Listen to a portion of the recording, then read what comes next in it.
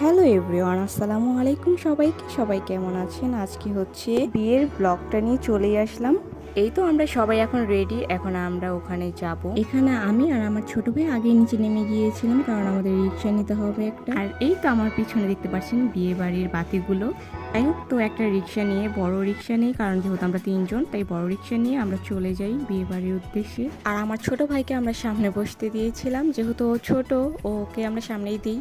কথা বলতে বলতেই তো আমরা চলে আসলাম বিয়েবাড়ির গেটের সামনে। আর এখানে আমি নেমে দেখতে পাচ্ছিলাম যে একজন ক্যামেরাম্যান আমাদের ভিডিও নেওয়ার জন্য ওয়েট করছিল। আর তাকে দেখে আমিও ভিডিও করা শুরু করে দিয়েছিলাম। আমি কিন্তু ভিডিও করার কথা ভুলেই গিয়েছিলাম, ওনাকে দেখে পরে আমার মনে পড়ছে যে আরে আমার তো ভিডিও করা লাগবে, পরে আমি আবার ক্যামেরা অন করি।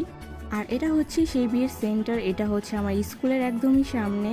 আমার বাসা থেকে এটা একদমই কাছে, প্রায় 5-7 মিনিটের রাস্তা হবে। তো সবার সাথে কথাবার্তা বলে আমরা এখানে খাবারের জন্য বসে পড়ি, যেহেতু আমরা একটু লেট করে গিয়েছিলাম, তাই আমরা ভাবি যে আগে খাওয়া দাওয়া করে নিই, তারপরে হচ্ছে সবার সাথে আমরা মিট করব।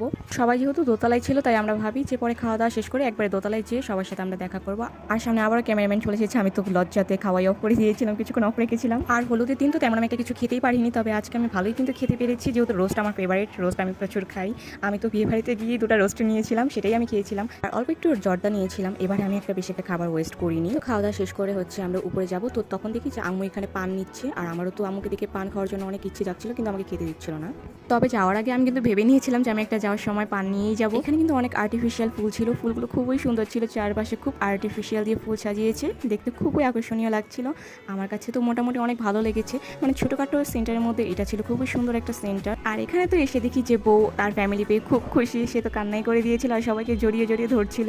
তো যাই হোক, এই মোমেন্টটা আসলে খুবই কি বলবো, আর প্রত্যেকটা মেয়ের জন্য এটা আসলে খুবই কষ্টের সময়। তো যাই হোক, এখানে আমি সবকিছু দেখে না কেন জানি আমার একটা বিয়ে ফিল লাগছিল। আমার মন চাচ্ছিল যে কবে আমার বিয়ে হবে, আমি এখানে দাঁড়িয়ে দাঁড়িয়ে এটাই ভাবছিলাম। আর এখানে হচ্ছে একটা মজার বিষয় হচ্ছে, এই ভাইয়াটাকে দেখেন, উনি হচ্ছে ক্যামেরাম্যান, বাট উনি ক্যামেরা থাকা সত্ত্বেও ছবি তুলতে পারছে না, কারণ পাশের একটা আপু হচ্ছে ছবি তুলছিল। উনি তো ওনার দিকে যে রিয়াকশন নিয়ে তাকিয়েছিল, সেটা আসলে খুব হাস্যকর লেগেছিল আমার। উনি হয়তো ভাবছিল যে এই আপু থাকতে আমাকে কেন ডাক দিয়েছে। যাই হোক, তো এখানে আমি একটু পোস্ট দিচ্ছিলাম, মানে ভিডিও টিডিও করছিলাম, কারণ জায়গাটা খুব সুন্দর ছিল।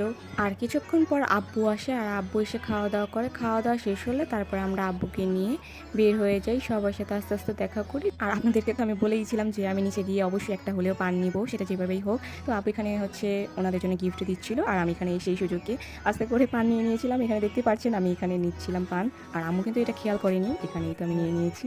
এখন এটা আস্তে করে আমি এটা খেয়ে ফেলবো। আমি কিন্তু ছোটোবেলা থেকেই পান খাই, আমার নানিকে আমি যখনই দেখি তার কাছে তখনই আমি পান চাই, মানে ছোটো থেকে আমার এই হ্যাবিটটা রয়েছে, এটা আমি এখনো চেঞ্জ করতে পারিনি। যখনই পান দেখি তখনই খেতে ইচ্ছা করে। তো যাই হোক, এখানে আমরা এই তো বাসা থেকে চলে যাচ্ছিলাম। তারপর রিক্সা নিতে বলছিল এখানে, বাট আমরা বলছিলাম যে না, আমরা হেঁটেই যাই।